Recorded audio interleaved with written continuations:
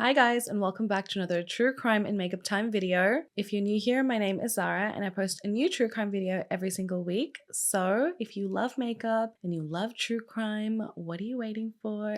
Definitely hit that subscribe button, guys. It would mean so much to me. And leave me a fun comment down below or a case suggestion, whatever you want. And I hope you guys enjoyed today's case. So today's case was requested a couple times by Honeybee. So thank you so much, Honeybee, for this case suggestion.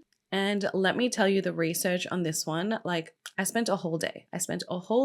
Like researching about it because you'll see what I'm talking about as I get into the case. But we're going to be talking about, to me, a creepy little kid. And I always say cases with children get to me the most, but usually it's, when something bad happens to them or, people do things to children. But it's also cases where like children do things that's very scary, because if kids are capable of doing things that are bad at such a young age, what's going to happen? They're going to turn into adults and then they're going to have even more power, and then what do they do as adults, right? You know what I mean?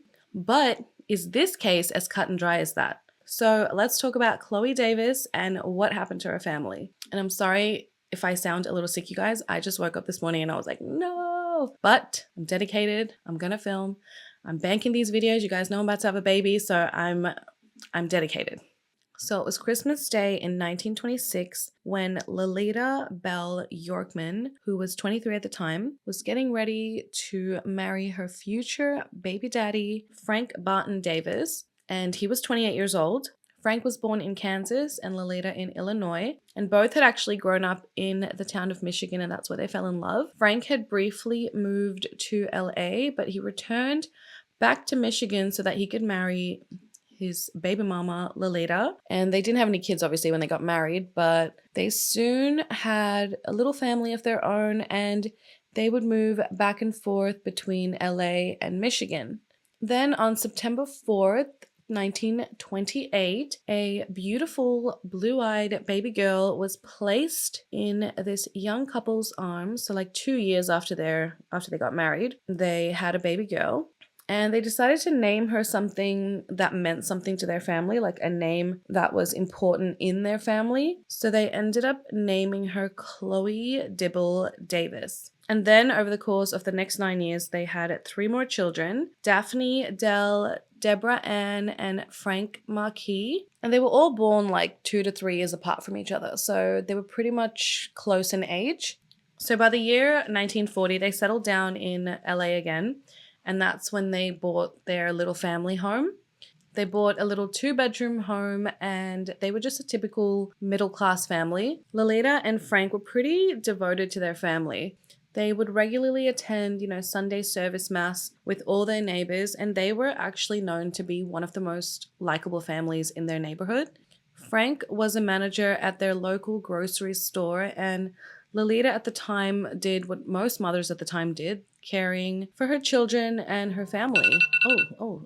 So Lolita was a stay-at-home mom. And according to Frank, she was an impeccable housekeeper. Like, she kept the house in the most amazing condition at all times. And he also stated that his kids just loved her. And during Lolita's free time, she would spend a lot of her time reading. And she shared this same interest with her eldest daughter, Chloe. And they both loved just crime books. And her and Chloe would just spend time, like their free time, reading criminal things. And Lolita's main sort of concern or primary interest was how to be a good mother, how to be a good parent. So she actually spent a lot of time reading up on the topic. She actually had books called How to Be a Good Mother and How to Raise Children. This family, by all means, on the outside, just appeared to be just like your basic, normal, in a way, kind of like vanilla family. Like, there was nothing really exciting going on with them. Then one lovely spring morning, and it's not funny, but all hell broke loose. Now, the Davises' home, because they had majority girls, they had a bunch of like dolls and toys and stuff like that scattered around the home. And it was April 15th, 1940. It was early in the morning, and only Frank and 2 of the children were awake. Frank Jr., or Marquis, or Marcus as they called him, and Daphne were the ones awake.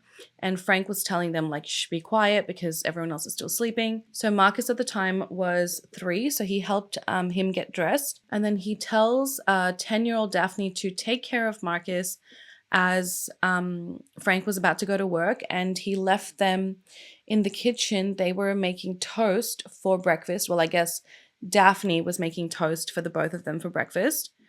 So he leaves and he goes to work at the grocery store. Now, he must have left pretty early because it was well into the morning. I'm guessing, doesn't really say, but I'm guessing maybe, like 10, 11 in the morning when Frank, he gets a phone call at work. And the phone call he received was actually from his eldest daughter, Chloe. And all she says on the phone is, hey, Dad, you better get home. And as soon as she said that, Chloe just hangs up the phone. So Frank, he's kind of like, what the hell? But he's also kind of worried because he'd never received, a phone call like that from anyone in the family. So he rushes home and he finds 11-year-old Chloe. She's sitting on the front porch steps. And as he approaches her, all she says to him is, you better go take a look inside. So Frank, he goes in, and as he walks in, he sees a mattress on the ground in the hallway. And on top of that was the naked body of his wife, Lolita. And she was just surrounded in a pool of blood. Beside her was a broken hammer, like a wooden hammer, but the like hammer part, like the metal part had been like broken off. He goes into the bathroom, and in the bathtub was his daughter Deborah's body, and she was 7 years old. Then he goes into the kitchen and, where he left Daphne and Marcus, and he sees their bodies in the kitchen. And Daphne was 10 and Marcus was 3. And then he sees inside the oven there were those 2 burnt pieces of toast. The only survivor of what had happened was Chloe, and she was sitting on the steps of that, front porch, but she was sitting there in like a clean, freshly pressed dress. Her hair was, in like perfect pigtails, and as Frank stumbles out of the home in like disbelief of what he even saw were the remains of his family, she just like kind of looks at him like. So after learning, about what was happening, one of the neighbors calls the police. And then when they arrived, they found Daphne and Deborah. They were still kind of faintly breathing. So they were rushed to the hospital. But unfortunately, as soon as they kind of made it there, their injuries of fractured skulls, it was too much and they passed away. Chloe actually also had like a slight scalp wound, like a little wound on her scalp, and that had to be treated too at the hospital. And then at the hospital is when Chloe tells her story of what happened. So Chloe says that morning she wakes up to the sound of screaming, and the screaming turned out to be coming from her mother, and her mother was screaming and shouting that demons were about to get them. And as her mother was screaming about the demons, Lolita was also saying, I'm going to kill all 4 of my children and then I'm going to kill myself. She then states that Lolita, her mother, had bludgeoned those 3 children. Chloe said, I thought my mother had gone nuts. Then she grabbed the hammer and started beating me with it. And she ended up, getting one hit, and the hit that she got was the one on my head. So Chloe says she then wrestles the hammer away from her mother.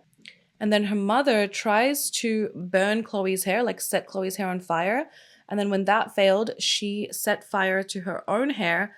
And then she set fire to her nightgown, which ended up like going into flames and burning away. And that's how she ended up naked. She then made Chloe help her drag this mattress into the hallway, and then she laid on it. Then she instructs Chloe to hit her on the head. So Lolita instructs Chloe to hit Lolita on the head until Lolita could no longer talk anymore. Chloe says she did what her mother told her to do, and she hit her about 30 times over the head with the hammer until the hammer came off, and then another 20 times with just the handle of the hammer. She said, I did what my mother told me to do, and she said that she was sure to do it because her mother said that these demons were going to come and get them all. And then her mother apologizes to Chloe saying, I'm so sorry I didn't get to kill you too, and that whenever Chloe would stop hitting her, Lolita would be like, keep going, and like forcing her to continue beating her. In between the attacks, Chloe went and got her mother water to drink 4 times, and she gave a little bit of water to her mother, and then she would also drink a little bit of water. And she says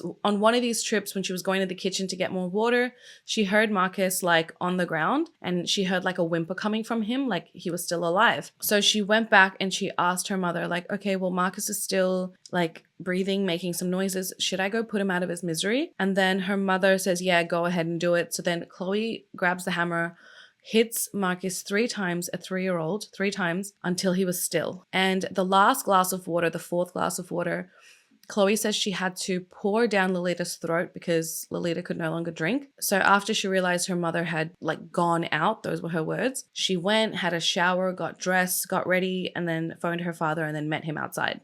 So this all happened to an 11-year-old. So when police arrived at the Davis's residence, they were just like stunned by the scene, especially, I mean, it's 1940. So you can imagine that what they saw was pretty intense. And then the crazy thing for them, I guess, was there's this gruesome crime scene, and then there in the middle of it is just this little 11-year-old girl, Chloe. And what was sort of the big deal, I guess, was she was super cool, calm, and collected in the midst of the horror that had just taken place. Her mother and little brother were dead at the scene.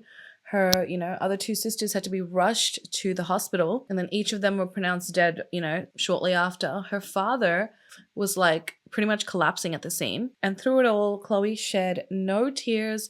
She didn't lose her composure once, and she just kind of like was like kind of matter of fact about it. So then back then, the emergency department was known as like the police emergency hospital. So that's where they took Chloe, and she had this like, minor head injury, but then she also had substantial blisters like on her hands. There's actually a photo of her in the hospital where staff had wrapped bandages around her head, and it's almost excessive, like dramatically excessive, because the head injury she had was so minor. I mean, her head injury wasn't anything significant, and it wasn't nearly as insane as the injuries that her siblings withstood.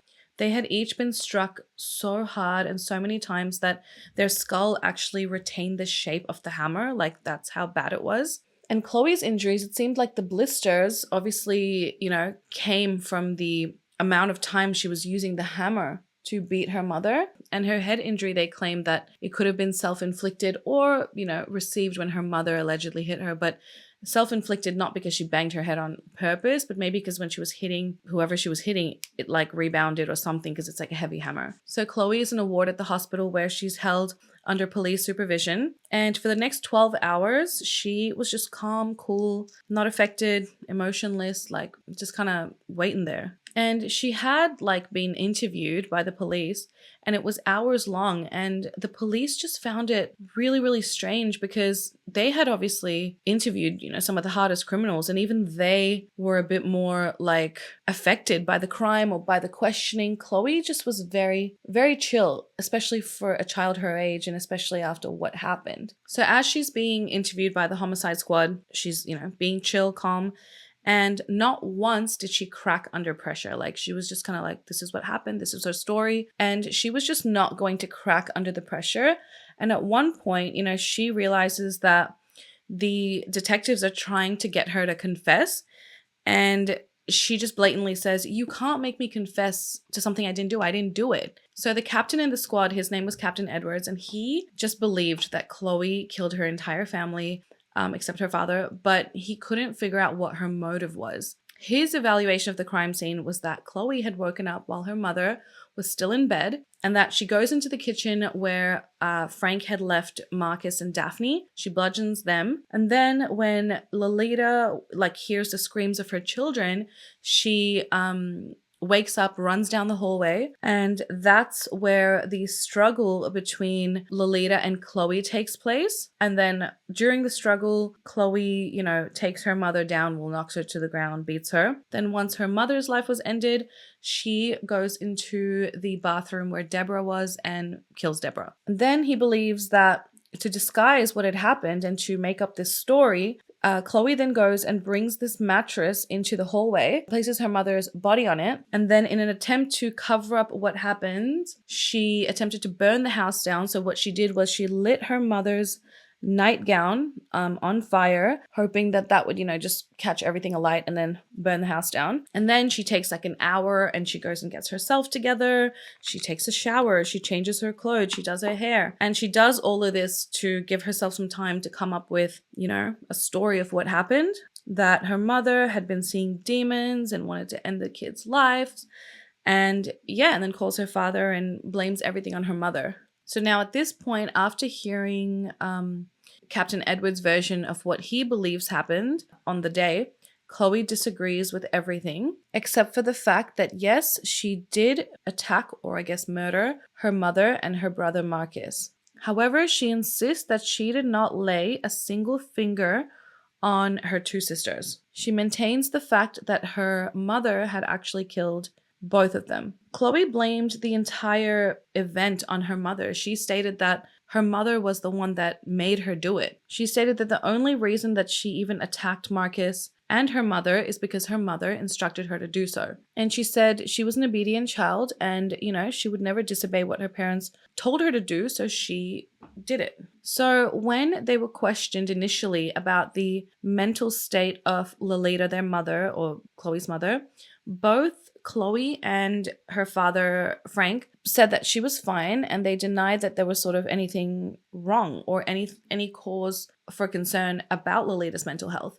They both said that she had never before ever spoken about demons or exhibited any signs of like insanity, and her father, Frank, told the police that, well, she was as normal as anyone could ever be. Then the police learned that Chloe actually was really ahead of her class in school. She was very intelligent. She was an avid book reader. Like I mentioned, she loved to read crime books, but what they learned is that she also loved to read like newspaper articles, and just like she was very sort of well read for her age. And they found it just strange that she told the story about this nightmare with such composure. Like she was so like matter of fact about it. Throughout her questioning, she just stuck to her story. And then finally she was like, I'd like to have some soup and lemon cream pie. Now, Chloe's father, Frank, he really believed that Chloe was telling the truth. He was like, he just believed his daughter. He was like, there's no way she would lie about this. Then one thing that was sort of a determining factor of whether, well, not really, but one thing that's stuck out to detectives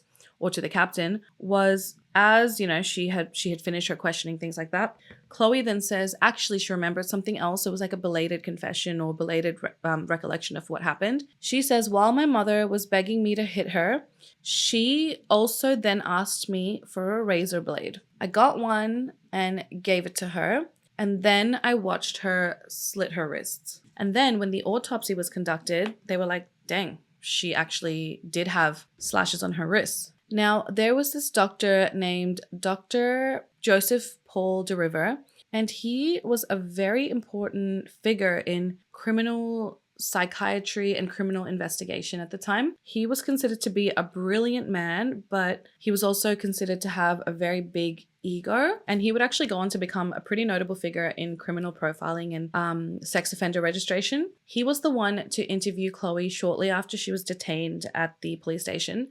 So he noted that in addition to the blisters on her hands and the scalp wound, he saw like a small bruise on her forearm and a few like scratches that appeared to be from fingernails right above her elbow. There was also a thin scratch on her left thigh. Again, with his examination, she was super chill, super calm, unemotional, and she exhibited like no response, whether it be emotional or, even just like an opinion on the brutal slayings of her mother and her siblings. So Chloe then begins to tell him how she ended up here talking to him. And as she was talking, she was just like nibbling on a bag of candy, and she would offer it to like other people in the room, like, do you want some candy? She was just very like nonchalant about it, to the point where he was kind of like, this was a factor in his, I guess, examination of her. So he examined that Chloe, she was an athletic child. She was 4'11", about 80 pounds. What's that, like 30 something kilos?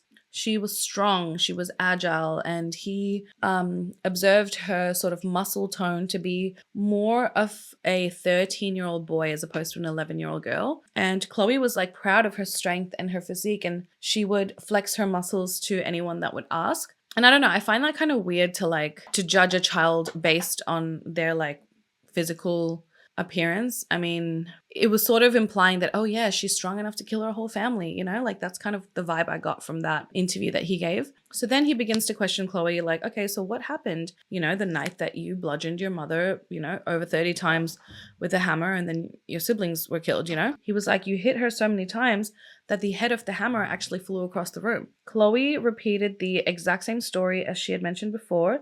She said, my mother made me do it. Now, when the coroner finalized his autopsy report, he noted that Lolita actually hadn't died from any blunt force trauma to the head. I mean, she definitely had some, but she didn't die from it because Lolita was laying on a mattress. Her head was on a pillow. So the mattress was on the head was on the pillow and the pillow was on the mattress.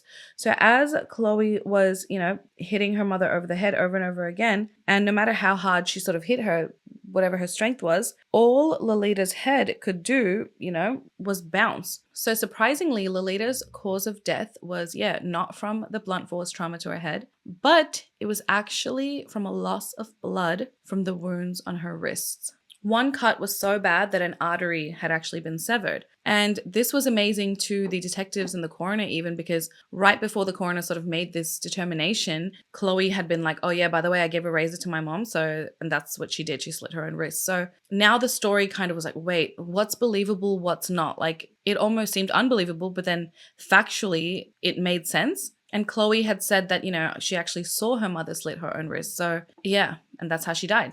So after 12 hours of being questioned, Chloe was then detained, and like the actual charge murder was attached to her name. Like that's what she was being charged with. And she was being held in a juvenile detention facility. And right before she was about to go to bed at this facility that same night, a staff member asked her, like, are you hungry? Like, do you want something to eat? And Chloe goes ahead and says, yes, please.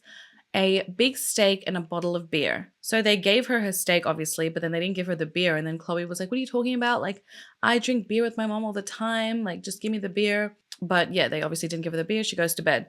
The next morning, Chloe wakes up. She's like in a good mood. She like eats all her breakfast, as that next day was going to be another round of questioning.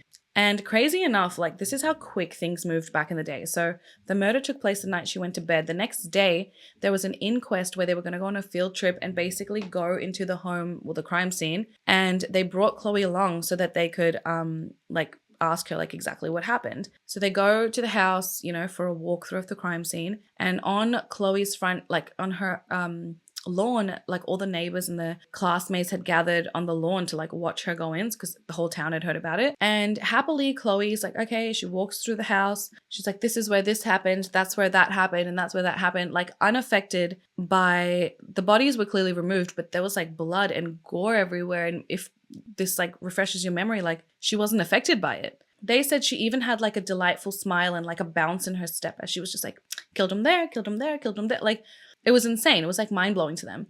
The carpets were literally blood drenched. The walls like had blood splatters all over them. And she's just walking through being like, yeah, so mom went crazy and killed us all and tried to kill me and blah, blah, blah. And then she gets asked by one of the detectives like, oh, well, were you scared throughout this ordeal? And Chloe responds like, well, I didn't cry if that's what you mean. So as they entered the bedroom, because it was a 2-bedroom house, so one bedroom was the parents, one bedroom was the siblings. She enters the bedroom where she shared with her siblings. Chloe sits on the edge of the bed and she's like holding a doll in her arms. And there's actually a photo of this because for some reason, like there are photos being taken of this whole situation and it's being published in the newspaper. But she sits on the edge of the bed with this doll and she's kind of like gazing into like nowhere. And then she like looks over at this bookshelf and she's like, oh guys, I read a lot of books, by the way. I'm like a full-on bookworm, just so you know. And people were just like, what the hell's going on? Like she was a super intelligent, well-read child, yes. But the way that like she exhibited she carried herself throughout this ordeal was just so cool and chill. She lost her mother, someone that her father said all the kids adored, and she had no reaction to it. So they were all puzzled. So Dr. DeRiver then concludes that Chloe is the most cold-blooded individual he's met, and that she possessed the intellect of a 16-year-old adolescent with the mind as clear as a bell. And I'm like, clear as a bell? How can your bell be clear?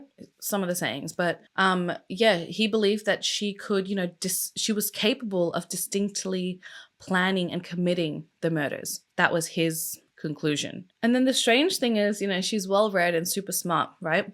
But when she left the crime scene and waited on the front steps for her dad to come, she actually locked the door, like the front door behind her.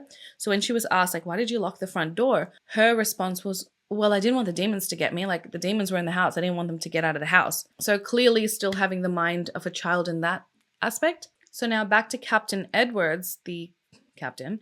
He just could not believe that, he could not believe Chloe's wild story. And he was convinced that she had just murdered her entire family, by herself. And he said that the, story that she was making up about these demons and stuff was nothing more than that, a story. And she had made this up so that she could get away with the murder of her entire family.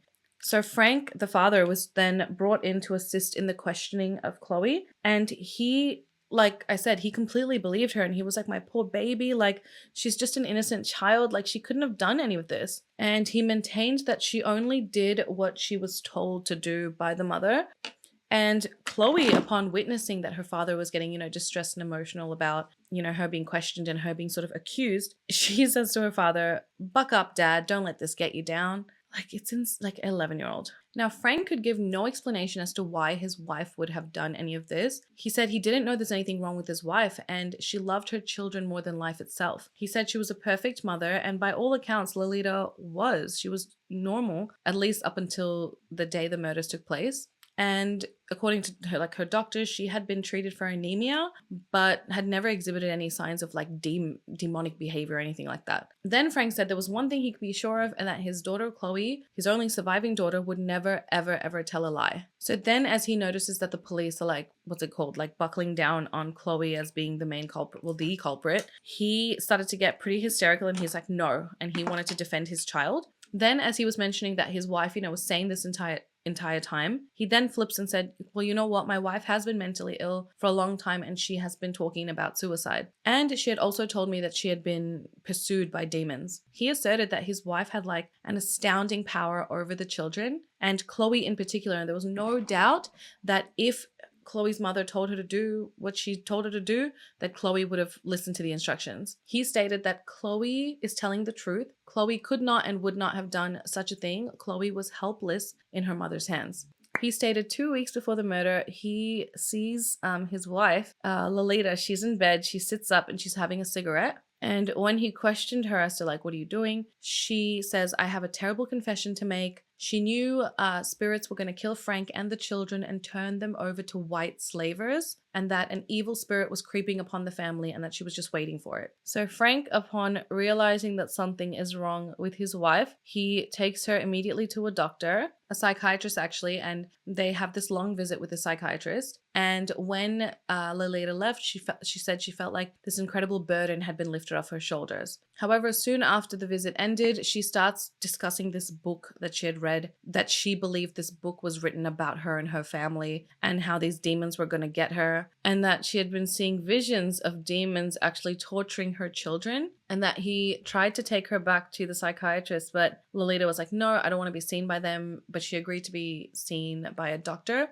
And that's when she was diagnosed with anemia, and that 2 doctors had actually diagnosed her with anemia, and she had been receiving shots for the condition. He also claims that the doctors told Frank, there's nothing wrong with your wife, nothing that cannot be cured at least. He claims that Lolita at that time was having a lot of delusions, and she even asked him to help her commit suicide one time. And the way she described it was, she's like, lock me in a car, shut all the windows, and let me die from suffocating from carbon monoxide. And then after that, she would ask, well, do you know of any other ways? What do you think is the best way to kill a person? And then soon, friends and neighbors actually came forth in Chloe's defense, saying that, yes, Lolita had been exhibiting this type of behavior and had been speaking of demons. and that she was really fixated on death. And that one friend actually said that Lolita had asked her, well, how much chloroform does it take to kill a person? But also, where do you think is the best place to hit someone on the head to cause them death? It's like, what is the truth? But then why would friends and neighbors actually come forth and say this if that wasn't the truth? Like, why even get yourself involved, you know? Chloe had spent 2 days being questioned by Dr. DeRiver and the police department, and not once did she change her story. Not once did she shed a tear. She just never, ever lost her composure. So now Captain Edwards is like, what the hell? Now they're claiming that Lolita was, you know, insane and Chloe is innocent. So he had to make a decision. Like, do I charge Chloe, this little one, with murder or not? Either she's telling the truth or she's straight up a cold-blooded killer. He knew that if Chloe was found guilty of the murder, she would just be held in a juvenile detention center until she was 21. Then she would be released. He had to just make this decision. Do I charge her with murder or do I just release her into the custody of her father? Now, at this time, Chloe's father's putting on the pressure too, because he's like, make a goddamn decision. You need to let my daughter go. He wanted his daughter out of state custody and he hired his own attorney to make sure that that happened. So at the time, the law declared that children under the age of 14 cannot distinguish between right and wrong. And therefore, Chloe could not be held responsible for what had happened, even though Dr. DeRiver claimed, or in his observations stated, that Chloe had the mind of a much older child. Frank and his attorney then hired their own doctor to examine Chloe's mental state of mind on April 7th. And reading through this again, things happened so quick back then. Like, this is 3 days after the crime, and everything I'm telling you is happening in like a couple days. There's so much going on, and it's like, how much has the legal system slowed down now? It's crazy. I'm guessing crime took place way less back then. So after speaking with this new doctor, Frank's attorney then gives like a statement, which was almost like a thinly veiled attack on Dr. DeRiver, the doctor who, that doctor who initially interviewed her. And he said, it's unfortunate that all these conclusions and statements were made without Chloe having the opportunity to hire her own psychiatrist to assess her own mental condition. And I'll read you what a part of his statement said. It said, the doctor's report shows that there are more elements of physical and mental shock to be considered before her reactions can be evaluated. That the investigation tends to disclose that Chloe is probably a normal child and has had a normal family life, and that the statements herefore given out by the police were based on a hurried and inadequate study. And that was actually part of the doctor's report, like the new psychiatrist's report. So according to him, he feels like Chloe was just sort of treated unfairly and evaluated way too quickly. So once that was released, the next day, the Times releases an article which the headline was, Police Treatment of Girl in Slaying Becomes an Issue. And back then, that was probably also a big deal. But Dr. DeRiver, he maintained that he had done everything the right way, and he basically just stood his ground in his examination of Chloe. But it was too late. By this time, like, the whole tide turned against the police and Dr. DeRiver. And again, everything happened so quickly because at the time, a coroner's jury makes a decision saying that Lolita had murdered her 3 children and then killed herself. But by now, like a few days later, the LAPD changes their tactic, and instead of murder, they charge Chloe with 2 counts of assault with intent to commit bodily harm. But the judge releases her from the juvenile detention facility and allows Chloe to stay with her aunt. And then on April 23rd, Chloe's defense attorney issues a statement to the Times. And again, April 23rd, the crime took place on April 15th. So the attorney's statement said, we cannot condemn enough the publication